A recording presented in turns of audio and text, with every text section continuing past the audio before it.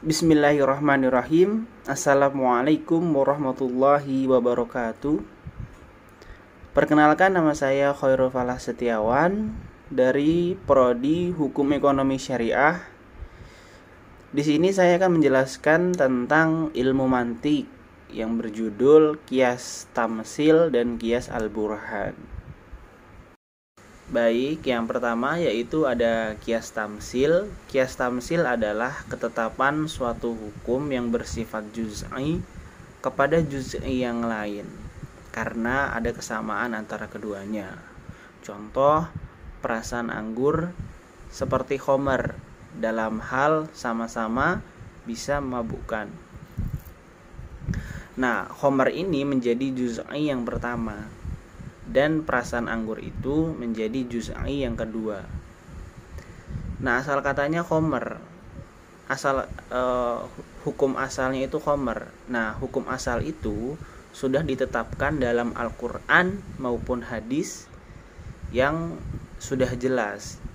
Jadi khomer itu jelas haram dan cabangnya yaitu perasan anggur. Nah, jadi kesimpulannya bahwa apabila hukum asalnya itu haram, maka hukum cabangnya pun haram. Apabila hukum asalnya itu halal, maka hukum cabangnya pun halal. Jadi Qiyas Tamtsil ini menyimpulkan bahwa khomer dan perasan anggur ini iskarnya atau ilatnya itu bisa memabukkan. Jadi itu sudah haram. Selanjutnya ada Qiyas Al-Burhan. Qiyas Al-Burhan adalah suatu argumen atau pendapat yang disusun dari muqaddimah yang dapat meyakinkan. Contohnya, 4 adalah bilangan genap dan 5 adalah bilangan ganjil. Dari kalimat ini bahwa sudah meyakinkan atau sudah yakin bahwa 4 itu adalah bilangan genap dan 5 adalah bilangan ganjil. Contoh lain, kucing memiliki 4 kaki dan ayam memiliki 2 kaki.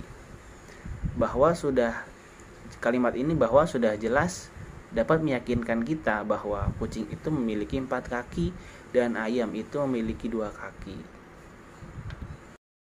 Kemudian sesuatu yang meyakinkan itu terbagi menjadi 2, yaitu ada nadhoriyat dan daruriyat. Nadhoriyat itu berdasarkan pemikiran dan daruriyat itu sesuatu yang sudah pasti. Nah, daruriyat itu terbagi menjadi 6. Yang pertama itu ada awaliyat, yang kedua ada mursyahadat, yang ketiga itu ada mujdaniyat, yang keempat itu ada mujarrabat, yang kelima itu ada hudasiyat, yang keenam itu ada mutawatirat.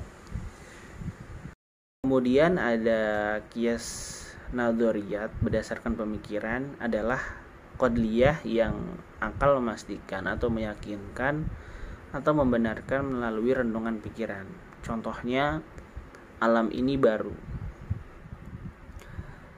Hukum alam ini baru menetapkan tentang barunya alam ini adalah nadhori, karena hal yang diperoleh itu melalui data-data yang konkret atau jalan pemikiran kita.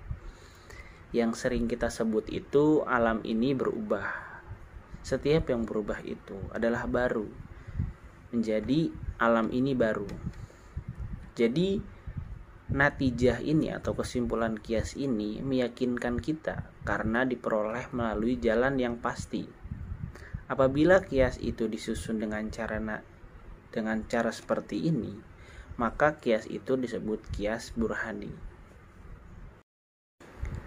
Kemudian ada qiyas daruriyat, sesuatu yang sudah pasti. Itu terbagi menjadi 6. Yang pertama itu ada awaliyat, adalah qadiyah yang dapat meyakinkan hanya dengan selintas berpikir saja. Contohnya, 1 ini setengah dari 2. Nah, kalimat ini sudah meyakinkan kita bahwa 1 itu setengah dari 2, atau kalimat yang sudah pasti atau yang sudah benar kebenarannya. Contoh lain, angka 4 adalah bilangan genap. Nah, itu sudah pasti bahwa angka 4 itu bilangan genap. Kemudian ada mursyahadat, yaitu qodiyah yang dapat dirasakan dengan panca indera lahir atau panca indera kita. Contohnya, gula itu manis. Yang bisa mengatakan bahwa gula itu manis, benar atau tidaknya, yaitu panca indera kita yang bisa menetapkan suatu kebenaran apakah gula itu manis atau tidak. Yang contoh yang kedua yaitu api itu panas. Yang bisa mengatakan atau membenarkan api itu panas yaitu dengan panca indera kita. Kemudian yang ketiga itu ada wajdaniyat, yaitu qodiyah yang dapat dicari dengan indera batin.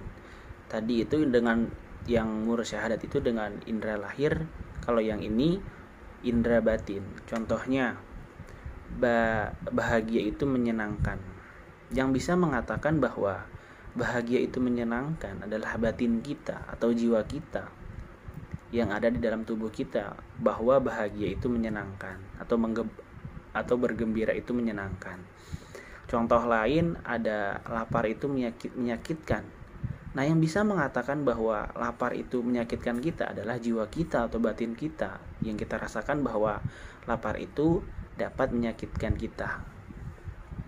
Kemudian yang keempat itu ada mujarabat, adalah qodiyah yang dapat dipastikan oleh akal setelah adanya persaksian yang berulang-ulang. Yang dimaksud persaksian yang berulang-ulang itu adalah orang-orang yang terdahulu sudah meneliti kebenarannya. Contohnya, daun sinumaki itu membuat mual. Nah, yang bisa mengatakan bahwa daun sinumaki membuat mual itu adanya persaksian atau adanya persaksian yang berulang-ulang, atau adanya orang yang terdahulu yang sudah meneliti bahwa daun sinumaki itu membuat mual. Contoh lain ada wortel mengandung vitamin A. Kemudian ada hadasiyat, yaitu qodiyah yang dapat dipastikan oleh akal dengan dugaan yang kuat dalam jiwa, yang berguna bagi ilmu pengetahuan. Contoh di sini, Sungai Nil adalah sungai terpanjang di dunia. Nah, kalimat di sini bahwa Sungai Nil itu memang sungai terpanjang di dunia. Jadi akallah yang menerima itu dan berguna bagi ilmu pengetahuan kita bahwa Sungai Nil itu benar memang terpanjang di dunia. Contoh lain ada bumi itu berputar. Kemudian yang keenam itu ada mutawatirat, yaitu qodiyah yang dipastikan oleh akal melalui berita dari sejumlah orang yang tidak mungkin mereka sepakat kedustaannya. Contohnya, Mesir itu ada di Afrika dan kota Jakarta ada di Indonesia. Dari contoh ini dapat kita simpulkan bahwa memang benar kota Jakarta ada di Indonesia. Nah, itu melalui akal kita atau orang-orang yang tinggal di Jakarta atau orang-orang yang ingin bermain ke sana, bahwa yang mengatakan Jakarta itu memang benar adanya di Indonesia, tidak ada di luar negeri. Seperti itu.